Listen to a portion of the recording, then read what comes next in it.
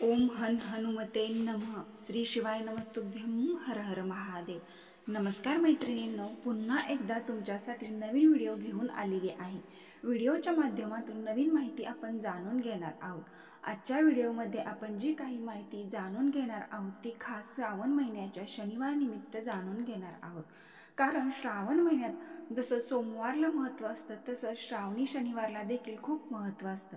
बऱ्याच ठिकाणी श्रावणी सोमवारचं पुरुष व्रत सुद्धा करतात. आता श्रावण महिना म्हटलं की प्रत्येकच दिवस महत्त्वाचा आणि खास असतो आणि प्रत्येक दिवसाचा वेगळं असं महत्त्व असतं. त्यामुळे संपूर्ण श्रावण महिना आपल्याला या सेवा करायच्याच आहेत. परंतु सोमवार आणि शनिवार हे 2 दिवस असे आहेत की अखंड श्रावण महिन्यामध्ये आठवडाभर तुम्हाला सेवा करायला, उपाय करायला जमत नसेल तर कमीत कमी या 2 दिवशी तरी थोडा वेळ काढायचा आहे आणि जमेल तसे सेवा उपाय करायचे आहेत. आता श्रावण महिन्याच्या पहिल्या शनिवारी काय सेवा उपाय करणार आहोत तर कशासाठी करणार आहोत तर आपल्या घरामध्ये प्रखर पितृदोष असतो, तसेच आपल्या पत्रिकेमध्ये कालसर्पदोष असतो, शनीची 7.5 असते किंवा शनीची महादशा चालू असते. म्हणजे शनीचे जे स्थान आहे कदाचित खराब असू शकतं. मग आपल्याला यामुळे बऱ्याचशा समस्यांना सामना करावा लागतो. मग शनीच्या प्रभावापासून, त्रासापासून मुक्त होण्यासाठी आपल्याला श्रावण महिन्यातील प्रत्येक शनिवारी काही विशेष सेवा उपाय केल्यास त्यामध्ये निश्चितच आपल्याला सकारात्मक बदल अनुभव बघायला मिळतील. त्यासोबतच शनिदेवता म्हटलं की न्यायदेवता म्हटले जाते, त्यामुळे आपले कर्मसुद्धा चांगलेच ठेवायचं आहे. बघा, श्रावण महिन्यातील पहिला शनिवार तर गेला आहे, तर येणाऱ्या शनिवारी आपल्याला काय काय करायचे आहे हे सविस्तर जाणून घ्यायचे आहे. एक, मैत्रिणींनो, अखंड श्रावण महिन्यामध्ये आपल्याला सर्वांनाच लवकर उठायचं आहे. आता तुम्हाला अखंड श्रावण महिन्यात लवकर उठणे जमत नसेल तर शनिवारी आणि सोमवारी तरी निदान लवकर उठून दररोजच्या अंघोळीमध्ये थोडेसे काळे तीळ टाकायचे आहेत. काळे तीळ म्हटलं की भगवान शिवाचा अंश म्हटले जाते. काळ्या तिळामुळे जी काही पितृंचा त्रास आहे तर तो दूर होण्यास मदत मिळते असे सुद्धा म्हटले जाते.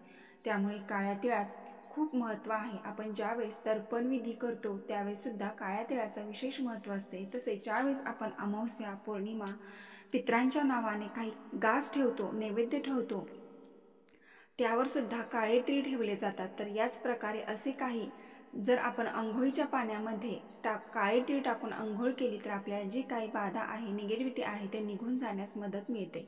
2, त्यानंतर बघा, अंघोळ झाल्यानंतर आपल्याला संपूर्ण घरामध्ये शनिवारी आणि सोमवारी गंगाजल शिंपडायचे आहे. जर गंगाजल नसेल तर थोडेसे गोमूत्र शिंपले तरी सुद्धा चालेल, किंवा हेही नसेल तर हळदीचे पाणी शिंपडले तर अतिउत्तम. हे हळदीचे पाणी सुद्धा आपल्याला अंगणामध्ये सुद्धा शिंपडायचे आहे. आता हे शिंपडायचे कारण म्हणजे आपल्या आजूबाजूला जी काही वाईट शक्ती आहे, वाईट बाधा आहे ती या हळदीच्या पाण्यात शोषून घेतली जाते. हळदीच्या पाण्याचा, गोमूत्राचा हा छोटासा उपाय करायचा आहे. 3, आता बघा, अखंड श्रावण महिना चालू आहे तर उद्या शनिवारी तुम्हाला टॉयलेट आणि बाथरूममध्ये एखाद्या काचेच्या बाउलमध्ये खडे मीठ ठेवायचे आहे. तर असे म्हटले जाते की सगळ्यात जास्त नकारात्मक शक्ती ही आपल्या टॉयलेटमध्ये आणि बाथरूममध्ये असते. त्यामुळे इथून जास्त आपल्या घरामध्ये नकारात्मक शक्ती प्रवेश करत असते. आपल्या मनामध्ये असो, शरीरामध्ये असो, तर विशेष करून आपल्याला श्रावणी शनिवारी आपल्या टॉयलेट आणि बाथरूममध्ये थोडेसे खडे मीठ ठेवायचे आहेत. हे ठेवल्याने आपल्या घरातील, बाथरूममधील सर्व निगेटिव्हिटी एनर्जी शोषून घेतली जाते आणि मीठ प्रत्येक आठवड्याला बदलायचे आहे. 4, त्यानंतर बघा, आपल्या मुख्य दरवाजा उंबरठ्यावर एक उपाय करायचा आहे. तो म्हणजे अगोदर आपल्याला उंबरठा स्वच्छ करून घ्यायचा आहे. त्यानंतर उंबरठ्याच्या दोन्ही बाजूला कणकेपासून बनवलेले छोटे छोटे 2 दिवे दोन्ही बाजूला लावायचे आहे. जर तुम्हाला कणकेचे दिवे बनवायचे नसतील तर तुम्ही पणती जरी लावली तरी सुद्धा चालेल. फक्त तो दिवा प्रज्वलित करताना त्यामध्ये थोडेसे आपल्याला काळे तीळ टाकून तो दिवा प्रज्वलित करायचा आहे. आता यामध्ये तेल तुम्ही मोहरीचे असेल ठीक, नसेल तुम्ही पूजेसाठी जे तेल वापरता ते घेतलं तरी सुद्धा चालेल. आता या ठिकाणी तुम्ही म्हणाला की आमच्याकडे तिळाचे तेल आहे आणि तो आम्ही प्रज्वलित करू शकतो, मग काळे तीळ टाकू शकतो का? तर हो, तरी सुद्धा तुम्हाला त्यामध्ये काळे तीळ टाकायचे आहेत. याने काय होणार आहे तर भगवान शिवशंकरांबरोबर शनिदेवांची कृपा, आशीर्वाद प्राप्त तर होणारच आहे, परंतु जो काही वाईट शक्ती तुमच्या घरामध्ये प्रवेश करेल त्या शक्तीला आपल्या घरामध्ये प्रवेश करायला येता येणार नाही. तसेच पितृसुद्धा यामुळे आपल्या वंशजांना शुभ आशीर्वाद देणार आहेत. 5, आता बघा, तुम्हाला सकाळी हा उपाय करणे शक्य झाले तर करा, नसेल तर प्रदोष काळामध्ये हा उपाय आवर्जून करायचा आहे. 9च्या आत तुम्हाला हा उपाय करायचा आहे. तर एका वाटीमध्ये थोडेसे तांदूळ घ्यायचे आहेत आणि उंबरठ्याच्या बाहेर ही तांदळाची वाटी ठेवायची आहे। त्यानंतर त्यामध्ये 7 कापूर, थोडेसे काळे तीळ आणि पिवळी मोहरी टाकून हे प्रज्वलित करायचे आहे आणि ओम महाकालेश्वराय नमः किंवा ओम शनेश्वराय नमः या मंत्राचा जप करायचा आहे। 5. घरामध्ये सतत वादविवाद होत असतील तर घरातील नकारात्मक ऊर्जा दूर करण्यासाठी श्रावण शनिवारी शनी मंदिरात जाऊन शनिदेवासमोर मोहरीच्या तेलाचा दिवा लावावा। तसेच दिव्याच्या तेलात लवंगा टाका। दर शनिवारी करा, घरात सुख शांती येईल। शनिदेवाची पूजा करताना किंवा दिवा लावताना हे लक्षात ठेवावे की शनिदेवासमोर थेट उभे राहू नका किंवा त्यांच्या डोळ्यात पाहू नका। त्यापेक्षा थोडेसे डावीकडे व उजवीकडे उभे राहून शनिदेवाच्या चरणाची मनोभावे पूजा करायची आहे।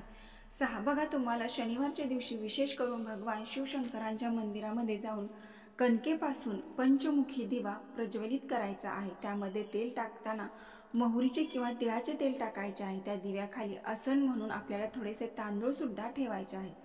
तर लगेचच दिवा प्रज्वलित केल्यानंतर आपल्याला घरी यायचं नाही। ही केलेली सेवा देवापर्यंत पोहोचत नाही असे म्हटले जाते। तर दिवा प्रज्वलित केल्यानंतर आपल्याला थोडा वेळ तिथे बसून आपल्याला कमीत कमी 108 भगवान शिवशंकरांची नामावली म्हणायची आहे किंवा शनी चालीसा सुद्धा म्हणू शकता।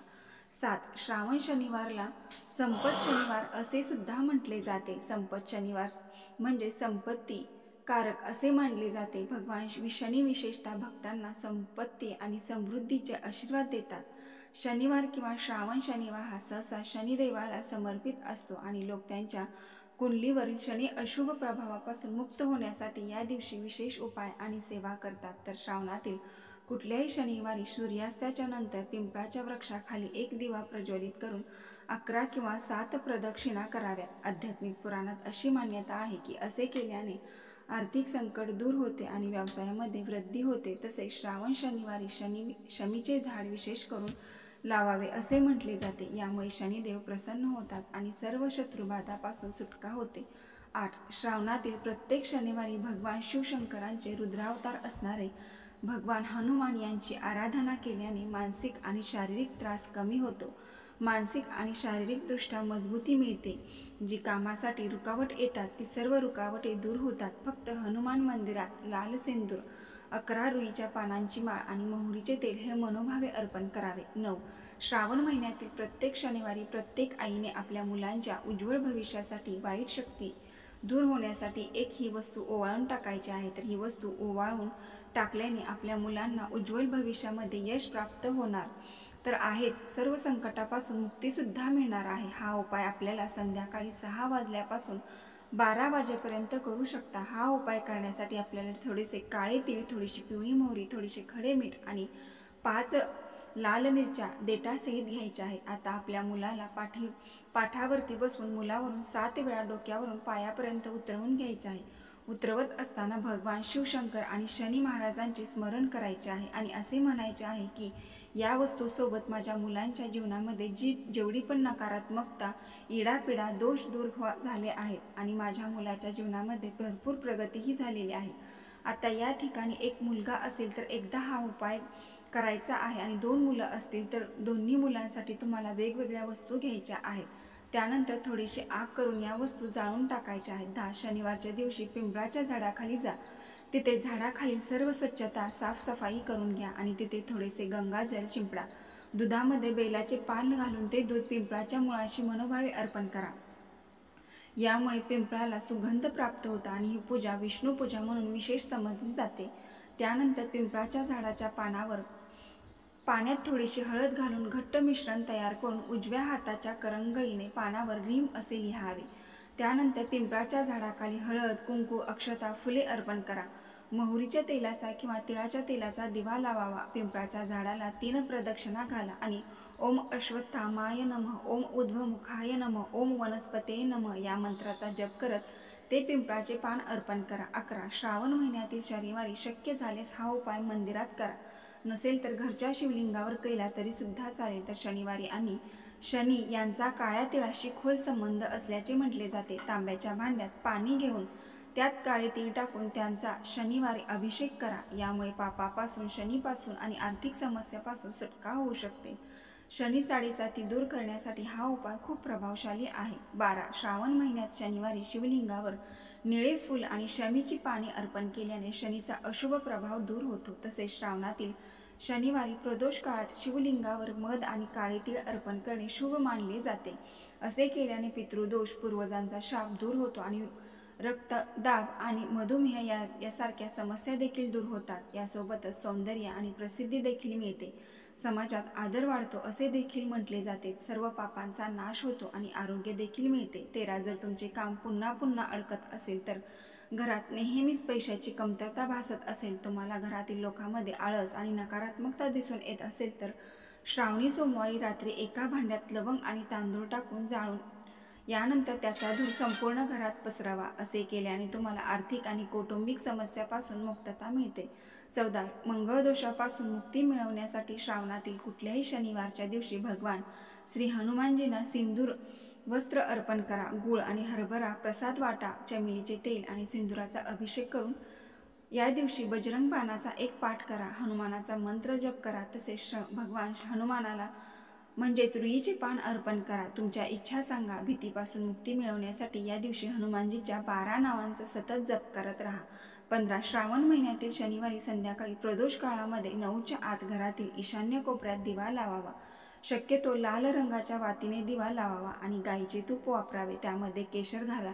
असे केल्याने देवी लक्ष्मी प्रसन्न होईल आणि तुमच्या संपत्तीत वाढ होईल। तसेच शनिदेव सुद्धा तुमच्या घरातील सर्व नकारात्मक शक्ती या दिव्याच्या साह्याने दूर करून घरामध्ये सकारात्मक ऊर्जेचा प्रकाश निर्माण करतील। तर मैत्रिणींनो, व्हिडिओ पूर्ण माहिती आवडली असेल तर आपल्या चॅनलला एक लाईक नक्की करा आणि कमेंट बॉक्समध्ये हर हर महादेव, ओम शं शनीश्वराय नमः टाईप करा। धन्यवाद।